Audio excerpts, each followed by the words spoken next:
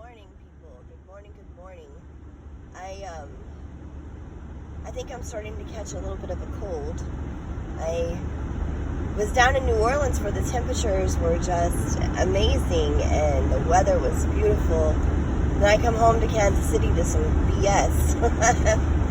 I guess we have some big winter storm moving in this weekend and the temperatures just changed drastically and I didn't sign up for this. I didn't come home for this. But I wanted to address, again, the topic that was discussed on Mike Mills' show last night. And let me, first of all, set the record straight that I in no way, shape, or form defend anybody for putting up pictures of a 17-year-old girl. That was not my intent or purpose, was to defend anybody. My point of view, or my point I was trying to make, was that you cannot call a 17-year-old girl a victim of something that she put out there on her own accord. You cannot possibly tell me that at 17 years old, you don't know a little bit of right and wrong. You don't know a little bit of cause and effect or consequence of action.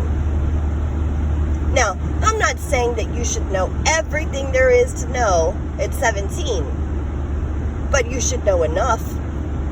Because at 17 years old, if you don't have any clue of right and wrong, cause and effect, then you might as well hang it up. Because life gets a lot harder after 17. So no, I was not defending anyone at all. And I'm not bullying anyone at all. My point is that at some point in time, you have to stop pointing fingers and hold everyone accountable, hold everyone responsible for their actions.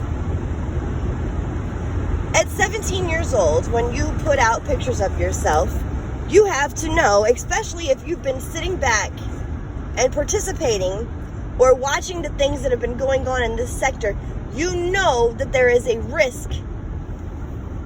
You know that your picture may turn up in places you never intended for it to show up. You know this because you've been watching, but you took that risk. And to every action, there is a reaction, and there's a consequence. And at 17, you can't tell me you did not know that. Because at 17, you were creating fake Facebook accounts of men claiming that they were threatening to rape you. At 17, you were calling people's family members and you were getting online and talking about how they abused their family members. So you had to know something at 17. Because at 17 years old, you came into this bullshit and started a lot of mess at 17. So you can't sit back and play victim. And see, the problem is that a lot of people's channels have been taken down. A lot of people's videos have been flagged. So you can't go back and watch the history of this 17-year-old. And obviously this 17-year-old did not learn her lesson about passing around vulgar pictures of herself, because here she is at the age of 21 and she's still doing it. And this is the person that you want to call a victim. 17 is not 10. 17 is not 11. It's not 12. It's not 13. 17 is not 15.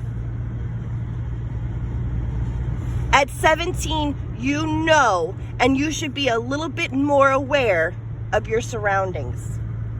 So no, I will not sit back and call this person a victim. I will not sit back and show this person sympathy.